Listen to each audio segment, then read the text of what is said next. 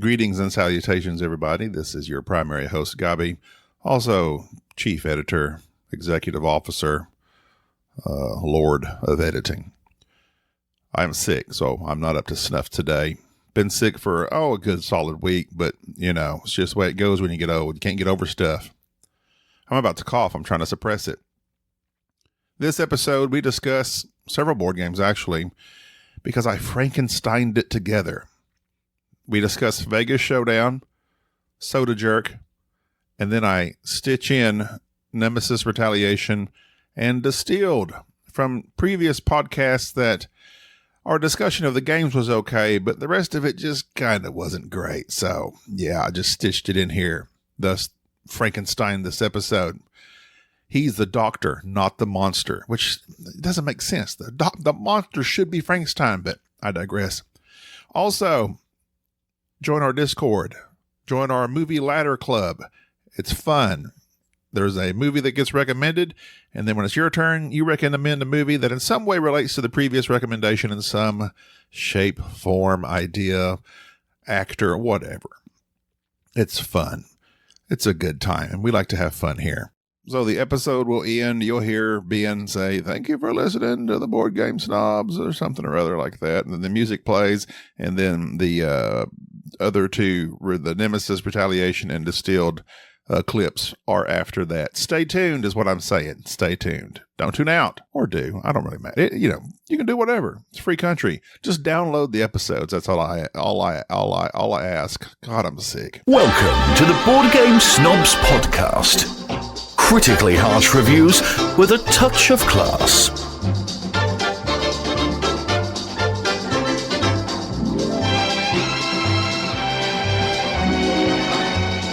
And go. And welcome to another episode of the Board Game Snobs podcast. This episode 300 at something and something. No, we got 400 episodes in, haven't we? Closing in on so technically, yes, we're at like 417, but those were included Mandalorian pods and pod solos and all these randos.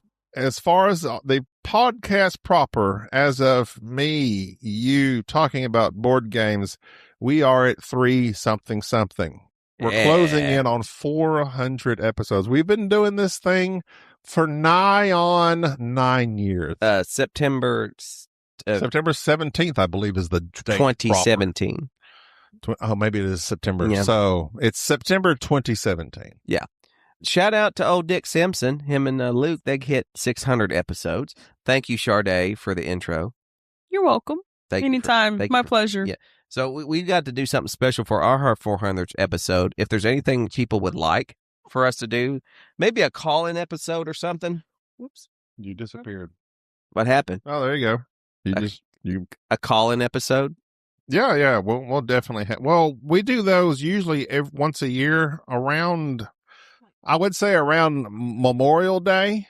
That's when we typically remember it. I say typically have done it as in like that's when we did it last year. Pretty fire. But this Memorial Day, I will be available. I will have just gotten home from our cruise. You are. You're going on a cruise. Where exactly are you? Sharday, are you going on a cruise? I am not. No, she's not.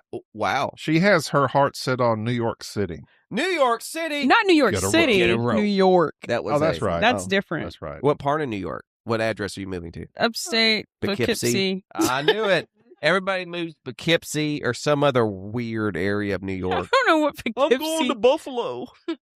I would live in Buffalo. Hudson Valley, That's really. cold. Anywhere in Hudson Hudson Valley. Valley is awesome. I went there for vacation once. They make good rye whiskey They there. make excellent rye whiskey. I went to the Hudson Valley distillery with my good friend Bubba. September 21st, and we drank a bunch of rye whiskey at the Hudson Valley distillery. Would you say too much? No. Or just the right amount? Bubba was with me. He kept you in check. Bubba keeps me in Somebody's got to check. keep you in check. Bubba keeps everybody in check. All in check. I recorded an episode. Who keeps Bubba in Feel free to check? check it out. Bubba don't need to be Bubba checked. keeps He himself checks in check. himself lest he wrecks himself. Thus, check yourself. Thus, you wreck yourself. Rex and Effects was my 1990. That's got to be 6. No, that's 94, 95, around there. Probably 93, 94. Rex and Effects was my roller skate rink jam. I wish I knew how to roller skate.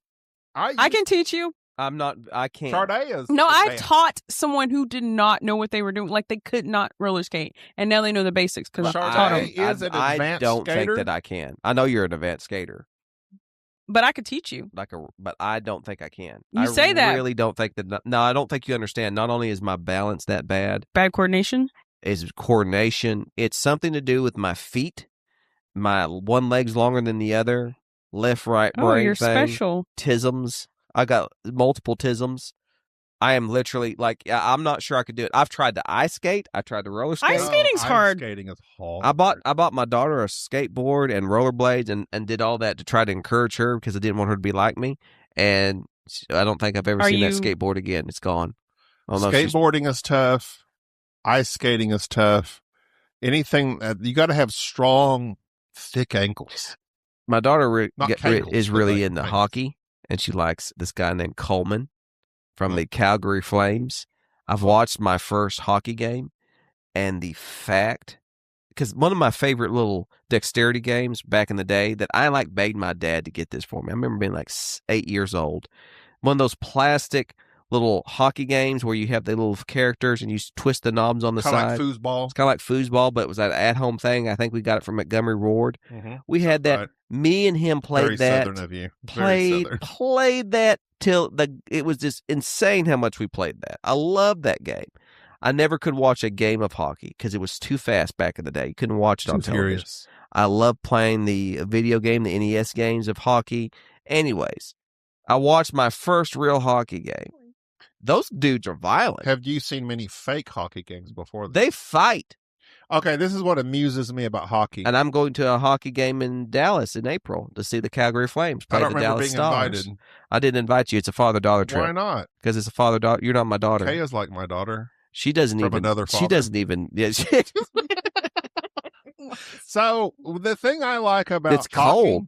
is the refs literally stand back and let you box. They have rules to it. I didn't What are understand. they? I don't know. If Kaya was And here, she could tell us. This is interesting. We have listeners, Tyler from Chicago, and many others that are in the Midwest that enjoy hockey tremendously. I know not one thing about hockey other than at one time there was a guy named Wah that people made fun of because his name looked like Roy. I think it was a comedian's joke. Gretzky, Wayne Gretzky. Gretzky was the great one. Is that what they called him? I remember there was a guy named Mario? Marano from the Dallas Stars, I think. Yeah, Marino, Dan. That's Miami Dolphins. is Mario Lemieux. Ooh. Who's that? Lemaire. I'll look it up while you keep Lemaire. rules. That's the song that plays at the end of Tinker Tailor Soldier Spy. Anyways, my daughter likes some guy with last name of Coleman who plays for the Calgary Flames. Either way, I do like the fact that they like to duke it out. And that's just allowed, strangely Mario enough. Lemieux, I was correct. Canadian former ice hockey player. He is now 60 years old. Those Canadians are mean, man. He played with the Pittsburgh Penguins. Which is weird because all the Canadians I know in real life are really nice people. When I moved to Dallas in the year 2000, the Stars were hot. Also, can I ask a stupid question? Go ahead.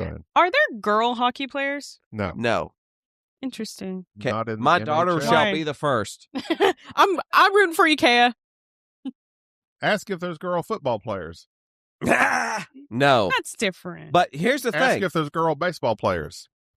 Now, when you say players, are you talking about in all of humanity or in these professional sports? I was saying female, a hockey team. So there should be like a WNHL. NHL. Like a Hall. Because there's WNBA. basketball. There is a WNBA. There is not a W anything else. You cannot convince me that there isn't on football, the NFL, that there isn't some women kickers out there that could kick a football. I'm sure they have tremendous thigh strength. Then why are they not Bengals? Pick them up. I mean, that would be a great thing for I don't know. I don't get it. I'm pro that, by the way. I'm a feminist. Oh, look at you. Look at you. Appreciate it, Jerry. But on Conan O'Brien, they used to do this thing back in 1999 because we all thought that year 2000 the world was going to end.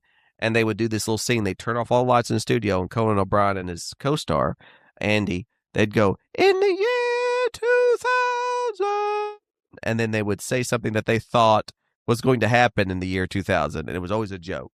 And of course, none of these things happened. Okay, we so no, thought I don't for remember. a moment that in the year 2000 we were all going to die. Okay, No one did. So No y'all one- thought that was going to be the end of the world, We right? did. So I thought that for Y2K. The 2012. news did. CNN did. Yeah, Oh, 2012. you mean the news Yes. media overhyped something that never existed? Like Yeah. the Maya calendar ended. I believe in science. I don't believe in news. So I'm just speaking of, let's hang on to the one female listener I know we do have. And Lindsay, I apologize it's taken this long. She sent us her And Denver. Wrapped, her Spotify. I don't think Denver's. She still follows us on Instagram, but I think she's moved. Okay, so anyway, Lindsay sent us her Spotify. We're not Wrapped. very pictorial. We're Lindsay's number one podcast still. Lindsay's? Lindsay of Lizzie and Eric. Now, is that correct that I connect her to Lindsay of Lindsay and Eric, even though Lindsay emailed us first? So it should just be Lindsay. But I know Lindsay because we played her and her husband. They came to BGG, and her and her husband are very near and dear to us. Do you? And they moved to the Pacific Northwest. When? You didn't know? Here recently?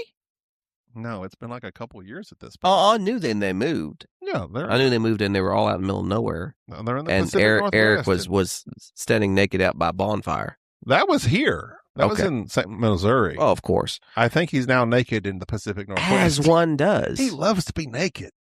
It's freeing. It is very freeing, but you got to watch yourself. Unless Check you yourself. wreck yourself. Wreck yourself. Needless to say, then there's some couples that you just think of as a couple. Oh, every couple. So why is Every it wrong? couple you know. I didn't say it was wrong, but Lindsay is entity in and of to herself. There are some people like when you think people say Gabi and Gina. Yeah, because that's your wife. That's my wife. or G&G. My wife. G&G. But see, because, Or J&J. because I Jerry and Jennifer. well, I've Shout out to the love of my life. 20 years. Hang in there, baby. Jerry, this isn't you. Here's my thing is I hang out with you. She doesn't listen to podcasts. She doesn't even know I have a podcast. Right. So compared to the time I've spent with your wife, I've spent 99% of the time with you. No, 99.9% of the time with you. Like 0.1% I've been around you and your wife. But at the same time, me and my I know wife that- I know are that you're- one. I know that you're married, and that's about the extent of it. Wow. But all my choices are influenced by my wife, as they should be. Well, that's what. So on the podcast with Bubba that you still haven't listened to yet, I haven't. I don't listen to our I know podcast. that you. I told him. I said, me and Jerry could have a lot more time to record together, but he's always hauling his kids around. I love my children. You know what I was thinking the other day? The people that I love the most. If you would have told me, if I could go back 14 years Always got his kids. and say, Jerry, Jerry, let's come over. I got to take Jack over here. you're going to have these kids and they're going to be like your favorite thing, I'd go, no, because my experience was not that kids were the favorite thing. Kids were just a thing that were ignored. They got in the way of podcasts. But like my kids are like, absolutely, I would take my kids everywhere and do everything with my kids. Even the stuff that they want to do that I have no interest in, I would go and do it. But here's the thing. Now that Kaya and Jack, and I told Bubba this, I said, now that they've gotten older, like I'm more interested in them. Well, like I'm taking Kaya. She's the one that I had to buy tickets to. I paid a lot of money for these Calgary Flame tickets. I know, She would pay for them. but with at the your same money. time, it's like, I don't want to go do a hockey game. I have no interest in the hockey game. But Kay goes, I want to go to a hockey game. I'm like, yeah, we are going to a hockey game. I'm That'd be super fun. excited. Well, I'm gonna go too. I'm gonna sit right beside you. I may sit between. I want to see a fight. I want to be involved in a fight. Me and Bubba were talking about we want to go to an F1. Ooh, with Brad Pitt, However, the pit stop. We're not egregiously rich. F1 is incredibly boring to watch It's incredibly expensive. unless you're into it. Yes. It's first off, do not purchase F1 on Steam, the video game, and try to play that mess if you have no idea how to manage F1s. And two, there is I think it's a documentary that you need to watch, Senna. Called F1. Senna. It's a documentary. I saw that with Michael B. Jordan. No, you're not listening to a word that I'm saying. It's a good movie. A documentary. That's not the They're Brad Pitt show. vampires. Called Senna. Saw that. Not the laxative, which hashtag all nurses. That has to do with Senna, who was a F1 racer. He was in Hunger Games as well. I don't like when you make fun of or jokes about the things for which I'm speaking on. You don't. I don't. What? Nor do you get the references. I hate Oh, sorry. Let when me you are the things you choose to be. let me reference this meme. Hey, what happened to my coffee? Let me reference. Go get Okay. my coffee. Here's something I'm going to do. Do you want to go to a hockey game?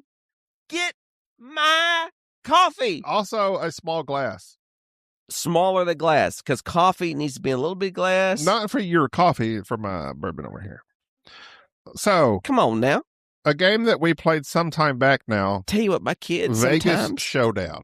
Do you remember playing Vegas I Showdown? did not Jerry? like Vegas Showdown as much as I thought I would. You know what's crazy is I know you said that, and it kind of hurt my heart because I kind of liked it. Oh, you did? I did. I found it old and crusty. Well, the thing that's I old find and you crusty old about and it, crusty. that's fine. I am old and crusty. In a couple of years, I'll be 50 years old. I'm not. Dan Hughes is fixed to be 50 years old. Shout out to Dan. For We need being to have old. we need to have him on the podcast before he dies. But we played Vegas Showdown. That's really trying sad to if he view it dies soon. on- and I would have like said in that. a freakish accent. I hope that he doesn't die soon. I hope you didn't Final Destination. I hope I didn't find destination because I don't want to be the godfather of Evan. Actually, no, I would be the godfather of Evan. Evan's a fine boy Designer Henry who's Stern. a man now. Daniel Stern just got, this is several weeks old now. Daniel Stern of Home Alone fame. He broke into his Macaulay's house with Joe Pesci, right? You know who Daniel Stern is? Yes, he's that weird hair Right, guy. yeah. Yeah. I really like him. He was trying to find himself a lady of the night. No, Yeah. no, And no. he got bested. First off, let me just say this right now. Imagine that you're a woman. I'm doing it right now. I'm Daniel Stern. I was in Home Alone, not just Home Alone, but Home Alone 2. That right there, that's enough for a woman to be interested in somebody, right? Publisher Avalon Hill Renegade Games Studios Wizards of the Coast. Are we moving on? Vegas Showdown. Oh, Daniel Stern, the guy. Oh, sorry, Paige. Did you pick up the mic from me? Did you watch Home Alone? Of course I did. Did you watch Home Alone 2? Yep. The one with Donald Trump or the one that was edited out? I need to know because they re-aired it. They edited it? Yeah, they edited him out. No, the one with Donald Trump. I remember that. Oh, that scene. that's the okay. Trump. He's or there. Not the, He cameoed. yeah, the plaza, yeah. He cameoed. Number one is, or the McAllisters, the mom, is she not the worst mom ever? She's bad. She had like 20 kids. She's Sorry, awful. have you forgotten how to use a microphone? Hold it up to your mouth. Sorry, please. me and Tina are both talking. Do you know Jeez. how mad I would be at my children if I had left them home alone and they did not pick up the phone and call 911 or somebody? Okay, Jerry, look, you're trying to be practical in a movie Yeah, 'cause it's environment. like- If they were practical, there'd be no movie. I'm Yeah. just So saying, you're being that kid's facetious very right now. that kid is very mysterious. That's just like how nowadays, literally all of the old movies would be done away with a cell phone. Would have fixed everything. which I have a great idea for a movie regarding that. I got left on the bus one time. The killer and is no a cell one phone. Knew. I think that's called Cellular. It's I a was- Stephen King book. I was Is it? like I 4. think so. Darn Fine. you, Stephen King. He always steals my ideas. When I was, my parents took me at the time. Always stealing my ideas. We didn't have Head Start. We had 4-year-olds. It's 4-year-old. Gabby, listen, we've had this conversation. You were on the short bus. They started you for a reason. It's There was not. kindergarten, and then there was 4-year-olds because kindergarten What? starts at 5. In Idabel, That's Oklahoma, Oklahoma. we didn't have pre-K. We had 4-year-olds. Or Head Start, I guess was what Preseason kids. Yeah. So my parents put me into school as early as humanly possible. And I remember me Gotta waiting start him young, honey. on my parents to show up. So they let us go from school. And my parents owned a Chevette. Shout out to the Chevettes. That's like the Ford Pinto before there was Ford Pintos. Ethel. It was like the The Chevy Edsel. Ford Pinto. It was a hatchback vehicle from the late 70s, early 80s. Tina knows about Garbage- rare cars. She owns a garbage Borrego. vehicle. Hey, I don't need to talk to you about your vehicle. Why is there duct tape on the back? Oh yeah, I went. All Gabby right. was heavily making fun of your car. Hold on. Let's just It- I need to address I this haven't real fast. fixed it yet. I need to. Wait, we pulled up. I'm like, Tina. No, wait a minute. We pulled up. Gabby, I saw the duct tape. duct and I said- tape. I said aloud, Tina. He did. Wait, And I went, wait. Gabby, duct tape has come through, though. Like, I used to put it on everything. The silver on the car. I mean, I understand duct tape can do amazing things for can. humanity. Hold on for Okay. 1 second. Tina. 1 second. What Gabi's referring to is that Enrique says Tina, who we dearly love, drives a 2009 Kia Borrego.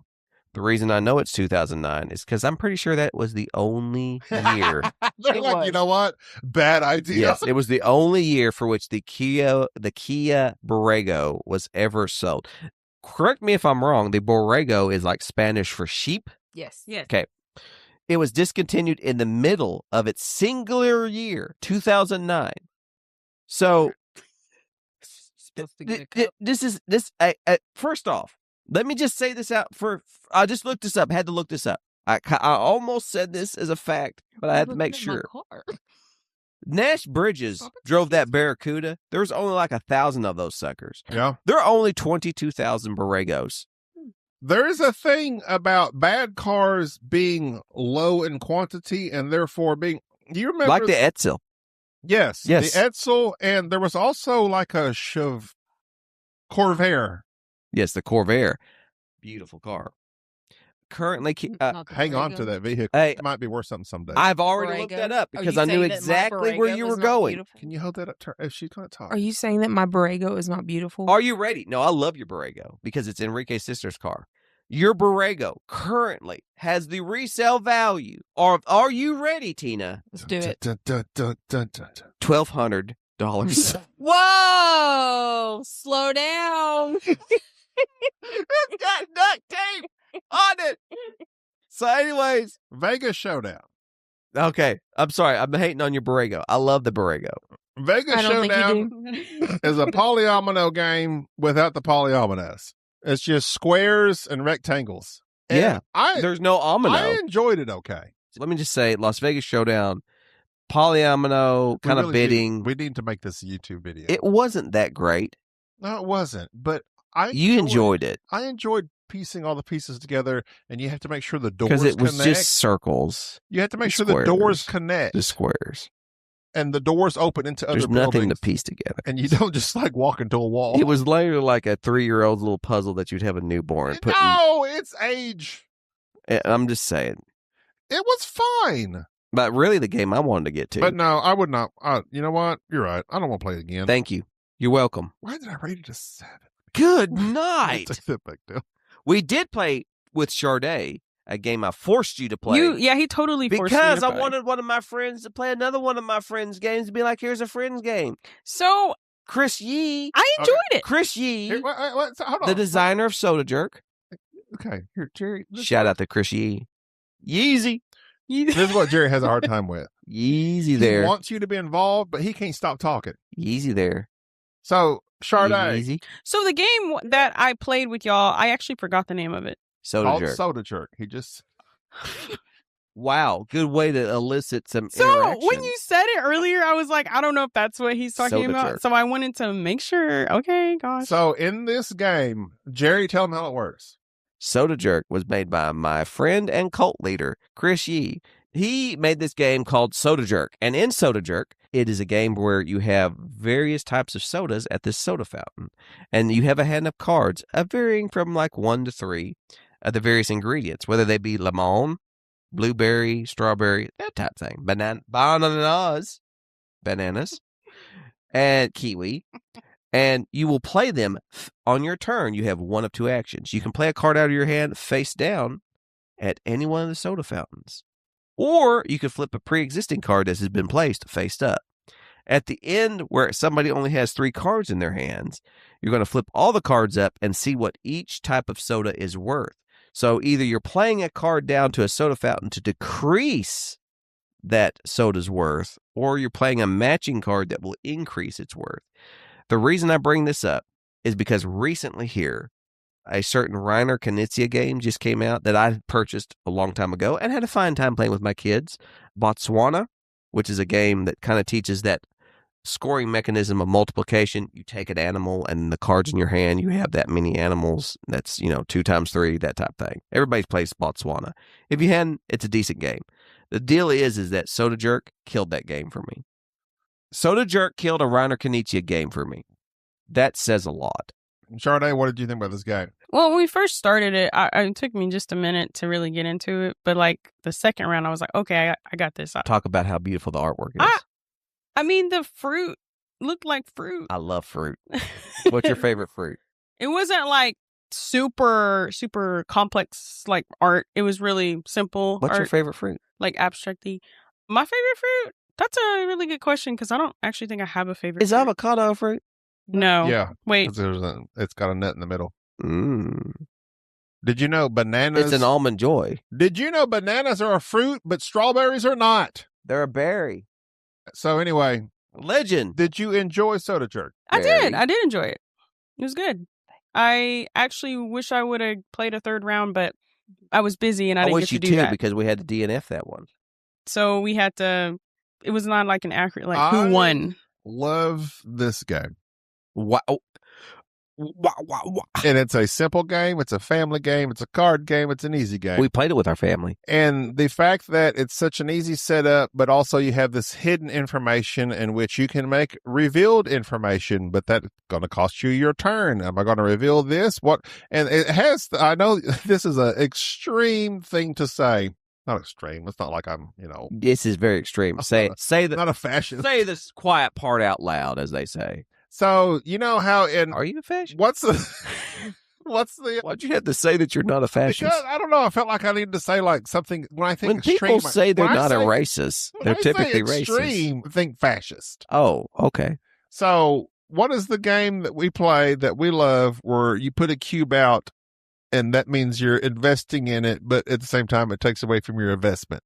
The king is dead. The king is dead. I like the fact that you gave a very poor description of that, but I still knew what you were talking about. So, in this game, that is literally what you're doing. And that's what I like about The this game. designer of that is Peter and starts with an S, not Seymour. Go ahead. Alexander. No, Peter. Not Simons, not Seymour, but it's Sylvester. Peter Sylvester. Pierre. Pierce. Not Peter. Pierre Sylvester. Together we got there. And quite frankly, he has none. Together we got there. Get that? No Pierce. So, in this game, it has that the king is dead facet to it where you are taking one of your cards from your hand and possibly investing in something to make it more positive points for you. But when you do that, it's also taking away from what you have in your hand. So when they count up the points, what you have in your hand, the numbers don't matter. If you have a 3 of strawberry, that 3 doesn't mean anything. The strawberries count at the soda fountain. So if the strawberries are worth 5 points apiece, then every card you have in your hand that is of strawberry is worth 5 points apiece, whether or not it is a 3 strawberry, a 2 strawberry, a 1 strawberry. If you have 3 of those, you have 15 points. Here's what I like about this. So I like the fact that I didn't understand the word that you were saying. I feel like I did that pretty good. I like the fact that Kaya gave me 2 thumbs up. I made a Thank you, Kaya. You know what, Kaya? You are so much more positive than your father towards me. And last week, your father, I say last week, this is several recordings ago. Courtings. But he put, did I say courtings? Your father, was touching me a lot, on my knee and my arm and being very positive. And I felt that because he's very rare with affection. My children know I'm not rare with affection. I like the fact that you compared this to a game that's so heavy. It has absolutely nothing to do with it. And I compared it to a very simple, very basic game. I like the fact that our listeners get it from both ends. You get it from the whatever and then the whoever. Whether you like it or not. Whether you like it or not. So here's the thing. I'm not going to give my review of Soda Jerk. No, actually I am. Typically I don't give reviews of games that for instance. A+. I didn't give a 10 out of 10. Well, listen, I didn't give a review of Core Quest, even though I said it was like the quintessential family game, because Dan is a dear friend of mine. I didn't really give much of a review of Mixtape, even though I really like Mixtape. Really like Mixtape. I'm not going to give a. Why? Here's the thing. Why are you scared? See, that's the thing. Here's what's no, I'm not scared because you know these people. You can't give your honest because opinion. Chris Yee is my cult leader and dear friend. Can I say something? Go ahead. No, don't say it. Okay. Because you will offend people. Okay. Because you're a fascist, as we've established. Here's the thing that I'm gonna say the quiet part out loud. I'm an incredibly jealous person, and I'm very jealous that all my dear friends have made wonderful games, and I've made nothing and done nothing with my life except raise wonderful children and have the number one podcast in board gaming. Maybe not the number one, but it's number one to me. Number one podcast to our listeners. In Zimbabwe. Shout out to, let's say, I'm going to name them all. Tyler, Tommy, Logan, Ryan, Lindsay, Eric. We need to do a thing where we name all of our listeners that we know at the end of every episode, kind of like Patreon supporters. Enrique just reading a list. Johnny. There's an El Hinbo on our Discord. Hang in there, El Hinbo. I don't know who that is, but I know their Discord name. Yeah, I'm going to join Discord. Them all by one. I'm going to join Discord. But hey, on a more important note about our Patreon, I had to do this whole thing and making sure our Patreon was open to everybody that they could comment. And I have been posting more on Patreon. It's free to join. It's just one of those things where I've decided this year as a New Year's resolution, which I don't do New Year's resolutions. I hate those. I just decided that I was just going to make sure that I posted more in the Patreon, and I'm going to test out something because here's the reason why I post stuff in Patreon. Mr. Jeeves. I kind of have a silent agreement with Gabi that anything that goes out on the Board Game Snobs podcast type thing, he approves and I approve, and I don't want to just throw junk out there, It's like Gabi has to make sure. I'm not firing up the microphone and talking into it and posting crap. Yeah, no, seriously. Because I take that very seriously. Exactly. There was a podcast we did, not just one. There have been several podcasts that we produce, and for whatever reason, I find them subpar. They do not exist anymore. Exactly. So I don't just fire up a microphone and go, "Hey, Gabi, post this. I recorded this." Gabi has to approve of it and make sure it's legit. But on the Patreon, that's kind of like the Wild West. I can post whatever I want. So I'm thinking about doing some videos. Even though those are the people that tasteful videos. Those are the people that actually put forth the extra kind of like effort. a little OnlyFans. I feel like they should be like an elevated level. They are. They're getting the behind the scenes look at what Jerry thinks. Okay. They're getting unhinged, Jerry. Yeah. So, for instance, really dangerous. Adult Swim. There was an episode. Remember Cartoon Network? There was an episode a month ago. Where we were in a rush because pickleball was upon us. Did you delete that episode? Here's the problem. I wanted to talk in depth about Distilled because we all liked it. We literally just rushed, cracked a few jokes, said we like Distilled, and we're done. And it was subpar, and also my microphone. Okay, that's what reminds me. I speak too loudly. You do. Speak very loudly. My microphone was overmodulated. My goodness, how do you live with yourself? And it just kind of ruined the podcast for me, so I deleted it. Okay. I don't like when you do that, but I understand when you need to. The content was subpar. But I'll allow you to be the one that says the content's subpar. As the editor-in-chief who has edited this podcast for the last 9 years, I know what I know. I hear what I hear. 9! More fascism. Go ahead. Cut that. You should have seen, what was it you did a minute ago? And you're like, yeah, she's this tall with your right hand. That was weird. Hey. Anyway, I don't know. All right, that's probably a good place to stop this. No, keep going. Tell me more about it. Let's keep going. So here's the thing. Pickleball, I think, is my new board gaming. I'm just going to say that. You like pickleball that much? You don't really. Here's the thing. Here's the thing that I have to say about I said here's the thing. You can't here's the thing after I'm about to here's the thing. Here's the thing first. You can't here's the thing after I here's the thing. I'm not, and I want you to understand. I'm not saying this to be confrontational or to be mean or to be anything. This is simply an observation. About me? About you. Okay, go ahead. Be in a safe space. Are you in a safe space? I am. You are not as committed to board gaming as you used to be. You're more committed to other things. And I will say that I am very glad that you are committed to coming weekly to pickleball because, one, it's good for your health because you're exercising. And I need to make sure that you are exercising because if you die, I'm going to have somebody else edit this podcast because I'm not doing it. I feel like it's beneath me, and plus, I just don't have time for it. I have my children. I spend time with my children. It's an art form. It is an art form, and here's the thing. Y'all don't know. You've ruined me on other editors. Y'all don't know. Because I could not be with another editor. If you die, I'm done. I'll judge every I editor. have edited so precisely and delicately. The things that I have said on this podcast that you have edited out amaze me. The way that you make me sound so smooth and articulate. That when people meet me in real life, they're bumfuzzled because it's like, you're not who we hear. I was like, I know, because I stutter and I have Tourette's. You have to cut every third word of mine. You have to cut out because I curse so often. So yeah, and that's fine. So if something ever happens to you as editor, I don't know what I'll ever do. So that's why I have to make sure that you're exercising and that you're eating your vegetables. In editing, you have to acquire a taste of a vibe. And I have a vibe. And when I don't feel that vibe in editing, I'm deeply vibed. That episode will not see the light of day. Exactly.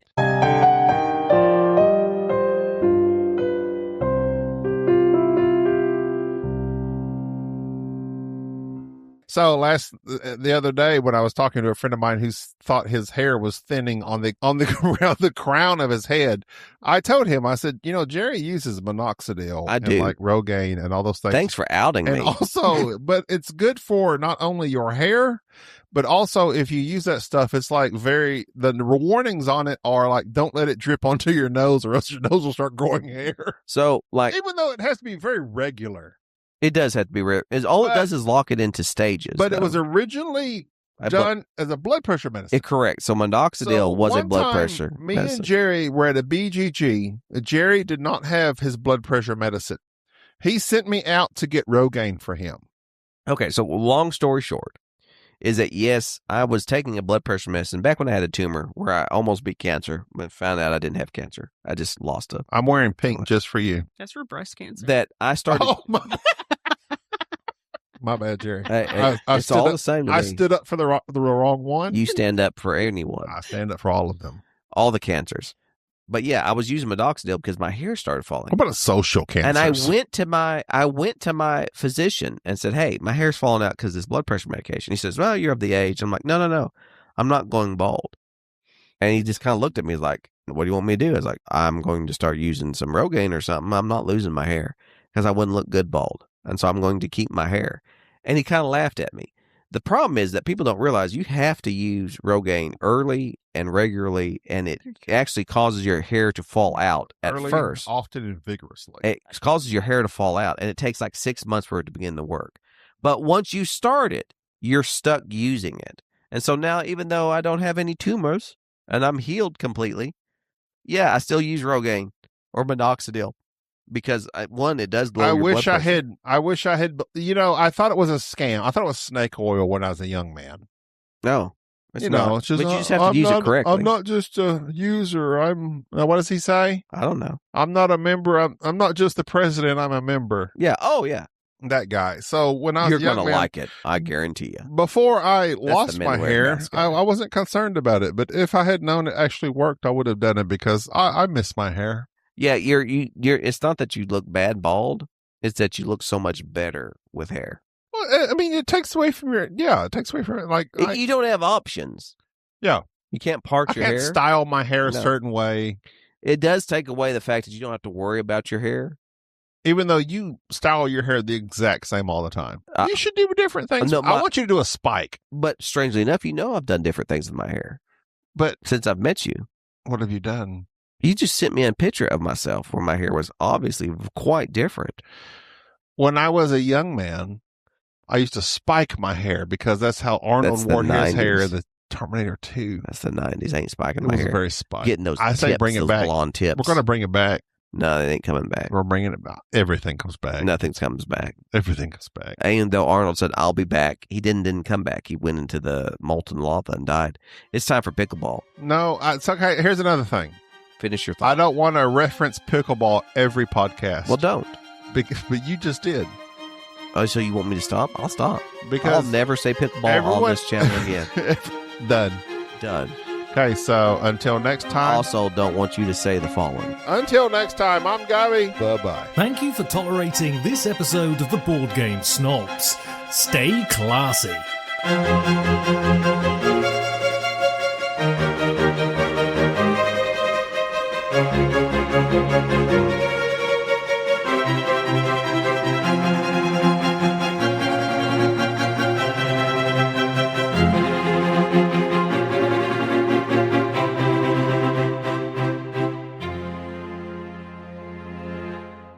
Nemesis Retaliation Nemesis. is about where you retaliate against your nemesis, and your nemesis happens to be these aliens.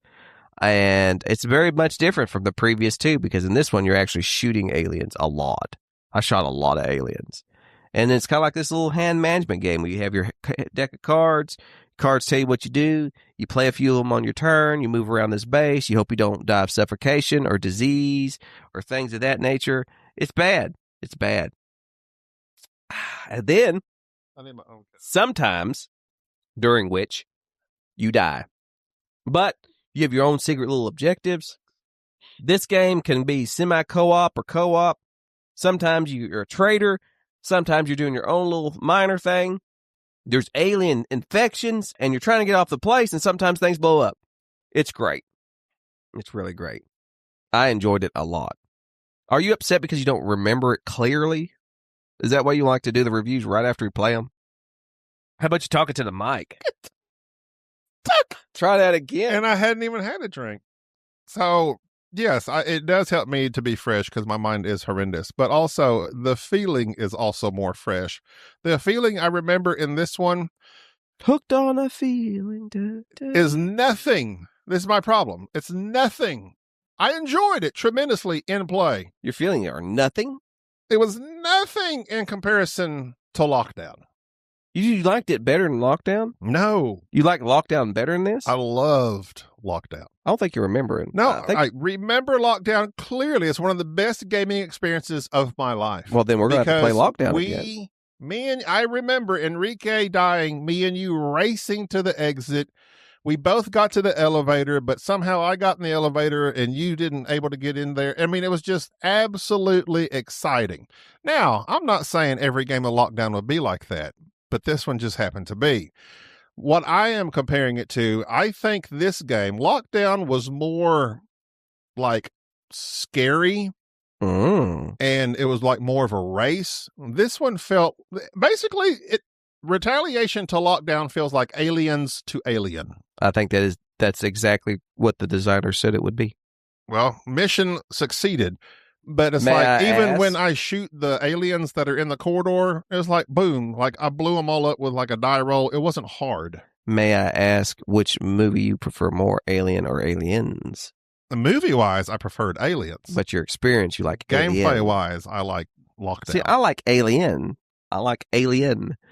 Either way, your description of both of those are correct. I don't recall Lockdown enough to be able to pass judgment on which one I like the best. So just isolating those out, one, I'll learn Lockdown again, and we can play it again. And I just remember being scared when the Queen showed up in Lockdown. This time it didn't scare me. Well, it killed Bubba. Because we ran away from her. The Queen killed Bubba. It wasn't up in your face. She was in my face, but I had my power was I could run away.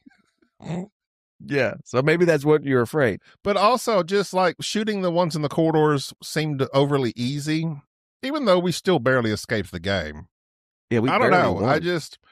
It was fun. I just didn't have quite as much fun. I would play them both again in a heartbeat, but I would prefer to play Lockdown. We need to play Lockdown again just so we can pass judgment on it. I will say that from my remembering of Lockdown, and I won't make this official until I play it again, but I really enjoyed Retaliation. I would even go out on a limb to say it's probably my favorite of the Nemesis games.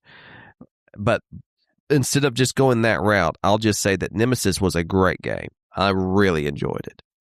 It was, I did watch a lot of videos on it, and then I read the rule book. Thank goodness Tim Bowers taught me this game. And although there were some hang-ups with mistakes that Tim made during our first playthrough that really didn't affect our game that much, it did help me to kind of get the flow of the game down. And so it was very easy for me to glance at the rule book. The rule book it's a typical Nemesis rule book. It is hard.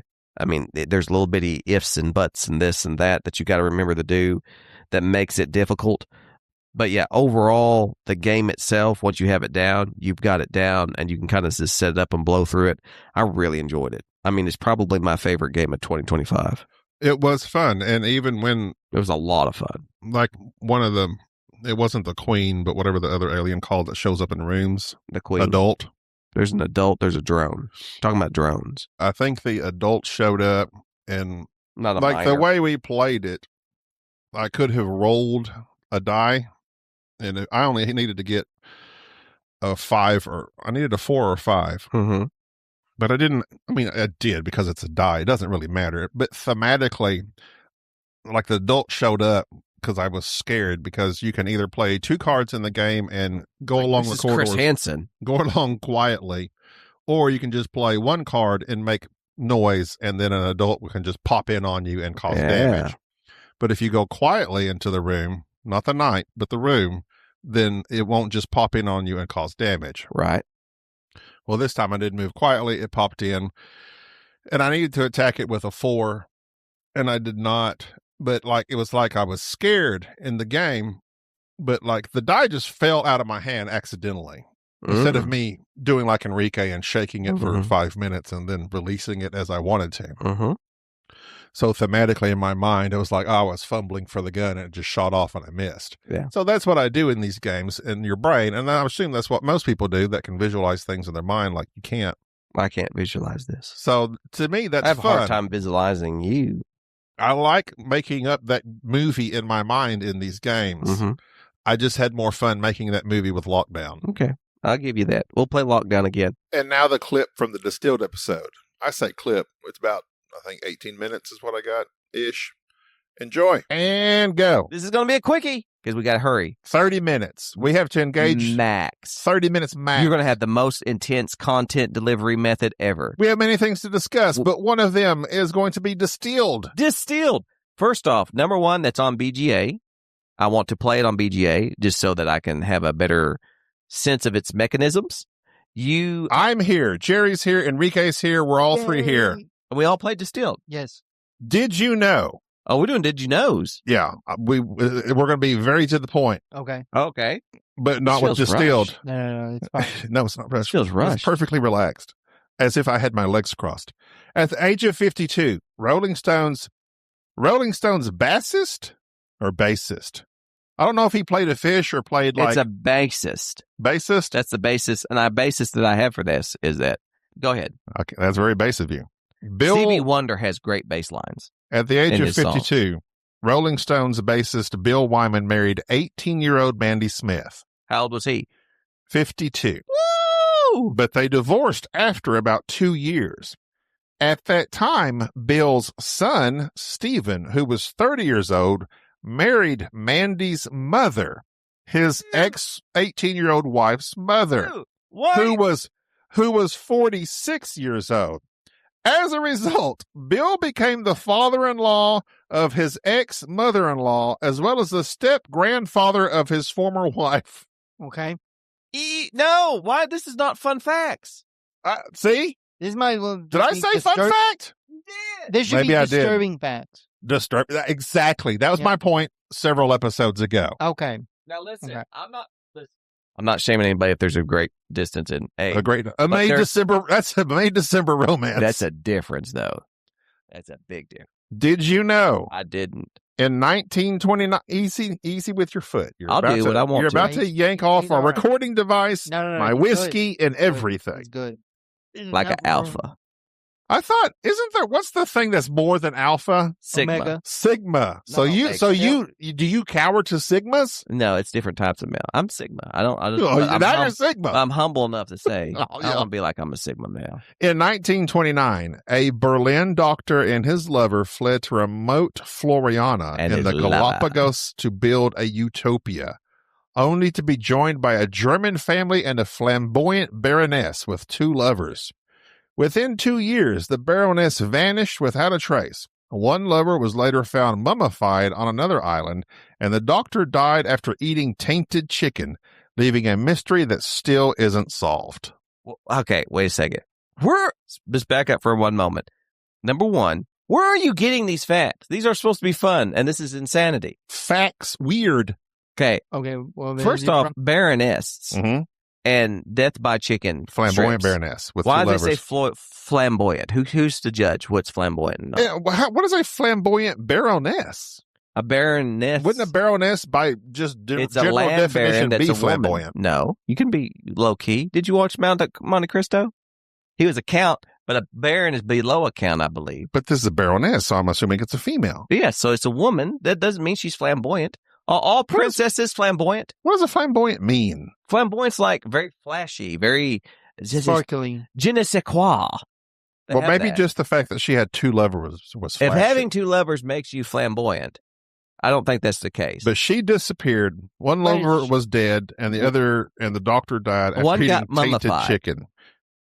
How do you get mummified on an island? Formaldehyde. Oh, well, there's other. What did the Egyptians use? She got stuck on volcano ash. The Egyptians use volcano. Yeah, they use various other things for mummifying people. Does Kaya Why know? would you want to mummify somebody?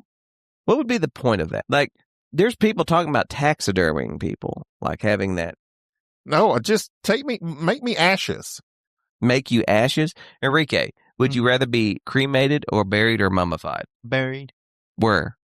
Just anywhere. To be Alive? Alive? So you want all your body to be intact.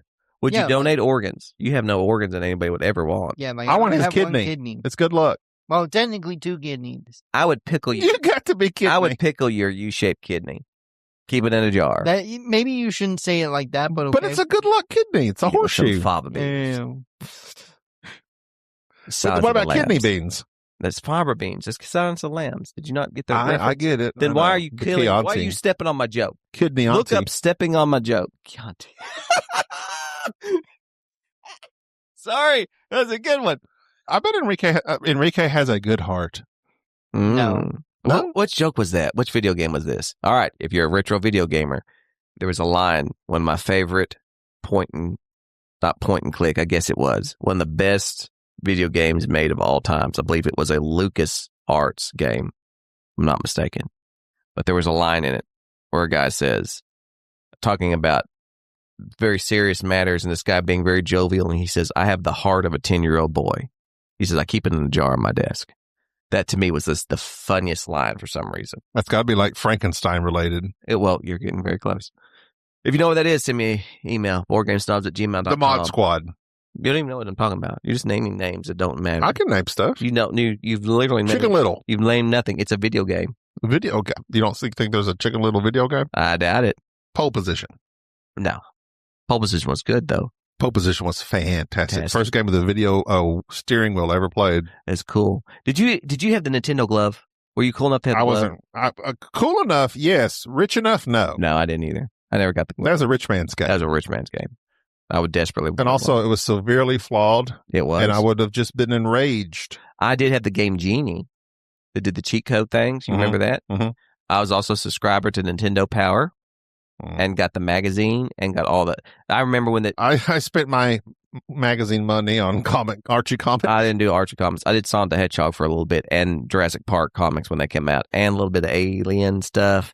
But they sent Nintendo sent me a VHS tape to announce the N64, and that was fascinating. I don't know what ever Wish you still happened. had to that. I wish I still had. It was amazing. I remember watching the Mario Super 4 on VHS and thinking this is going to be the greatest thing ever. What was the big game on 64 that was Mario? Oh, it was the original Mario 64. That was the first thing they brought out was Mario. I N64. may have missed that one. Because No, all I played It was on the first 3D one. 60. Oh, all I played on 64 was GoldenEye. Well, what overthrew it was that And- when Mario came out, they announced GoldenEye. It was one of the ones they featured, and GoldenEye blew everybody away. The absolute worst controls on any game. And 1080. Oh, yeah, 1080 was amazing. That was all. What's his name? White? Sean White? We had this discussion. With Love you that last guy. night. Tony Hawk? Why can't you remember Sean? Tony Hawk?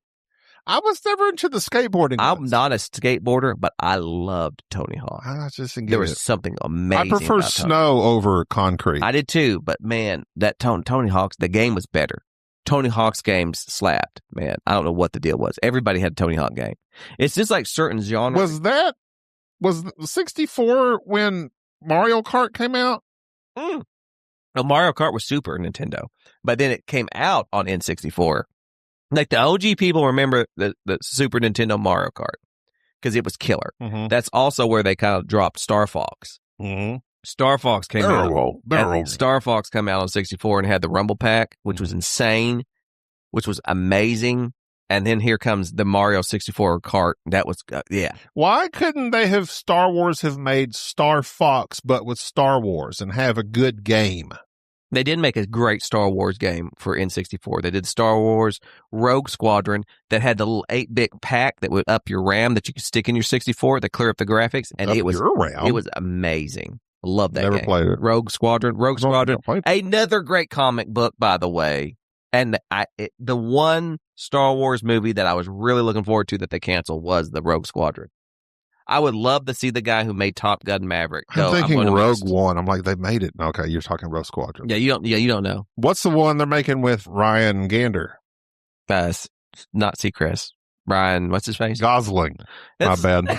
That's something different. It's going to be sexy. He's always sexy. I don't know one thing he's in that he's not sexy. Even when they try to make him ugly. I'm not ready for a sexy Star Wars. It's already happened. No, it hasn't.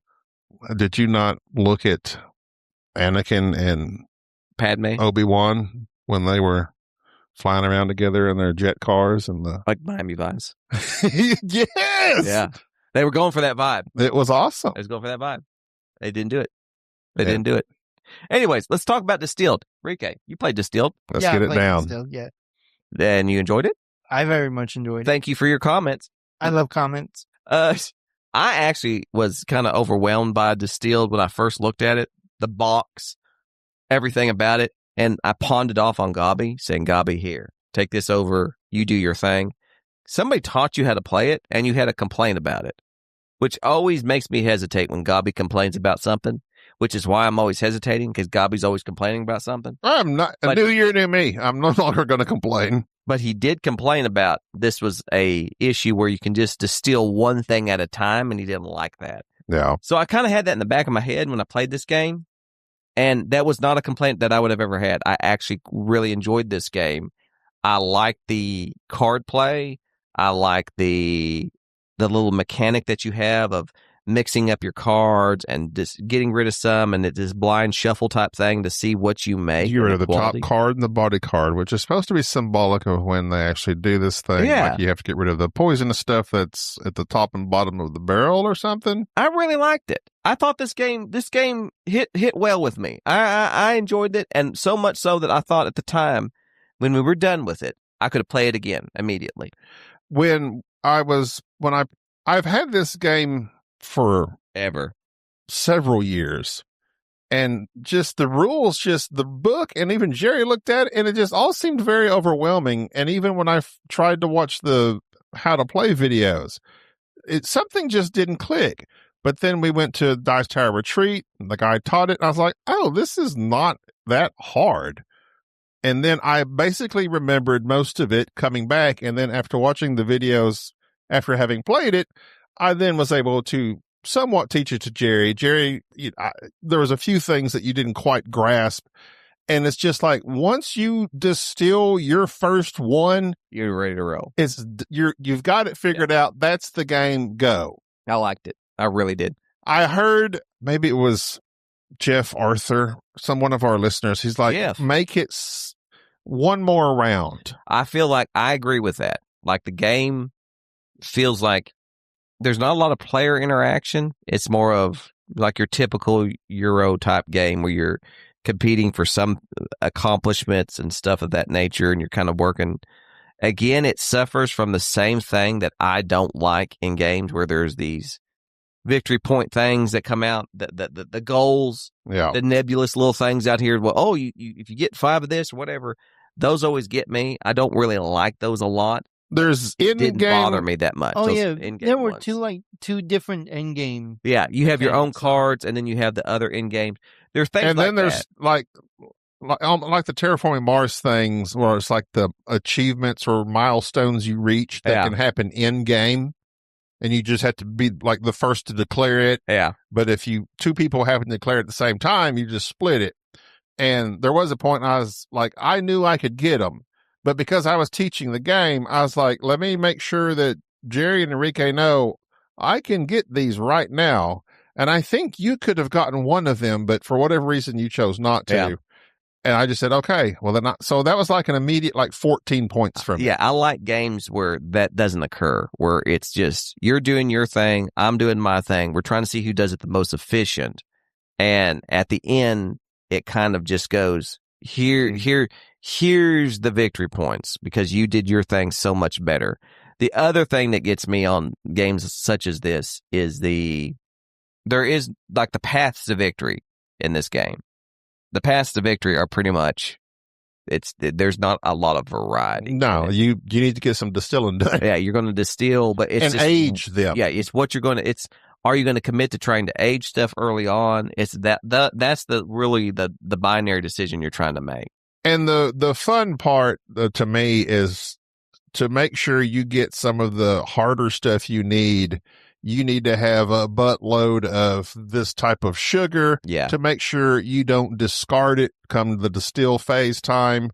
Because if you discard it, then all you can do is end up making moonshine when you really needed to make this other thing, your whiskey or whatever. So I like that deck building aspect of it. Yeah. That mechanic, here's a deck of cards that you have pre-made, you shuffle and discard stuff. This is, you didn't play Leaving Earth. I think I mailed that to Soul Train. Leaving Earth was a rocket game where whenever you would buy parts for your rocket, it would give you a very small deck of cards, like 3 or 4 or 5 cards in it. And inside those cards, there may be a failure card in it. And the way that you tested it was you test fire your rocket and you could shuffle the deck, flip out a card, and would see if it succeeded. Well, you did that enough times to test to see if you would ever filter out a failure card, and you could get rid of cards doing it that way. Because if you didn't test your rocket, you went up into space, shuffled your cards, and you may flip out a failure that was in there that you didn't know existed. I like that mechanism of shuffling things. Here's this deck that you've built with stuff that you know that's in it. You're going to discard so many cards, and then this is what you're going to produce. That does give a sense of randomness, which is not great in a Euro game. But it does give you pause, and it's something that you can mitigate, and it is very exciting. I did have one of my batches go. It did go. One of my batches went bad. Didn't get what I wanted out of it because of that draw. But you can mitigate that, and that's what I like. I like when there's randomness that can be mitigated, and you're going, okay, here's you're pretty confident in what you got going on. Dave Beck is the designer, also the designer of Luthier. Enrique played Luthier, which I would not touch with a 10-foot pole because of the artwork and everything about it. Was it that violin-looking game? Yeah. I actually very much enjoyed that game. You know what? If I would have to say anything, it's almost kind of like Distilled. Really? In a way, now that I think about it. Well, Luthier was about making music, wasn't it? Making music. It was not making music. Making instruments, I thought. It was still looked complicated. Craft. It looked like a lot, but once you learn how to play it, it's not that bad. Craft musical instruments for patrons. It just looks a lot. So this guy's that's basically his jam, is making things, whether it be instruments or alcohol. That's not a bad theme to keep. Because either you can start making instruments or you can start making music. And I think there's like a lot of... I don't know, like the Distilled has a solo variant to it. Wouldn't play it. It didn't look interesting to me. I'll tell you a game that's about making something that I've had for a long time that we need to check off of the bucket list. I'm ready. I'm ready to check some stuff off. Kanban. Kanban? What's Kanban? Vital Lacerda, probably one of the most complicated guys. Yep, but these are 2 of his originals. Okay. I have Kanban. I've got Vinos. I'd rather play Vinos. Nah, I think you'd rather play Kanban. Okay, I'll let you decide. No, you'd rather play Vinos.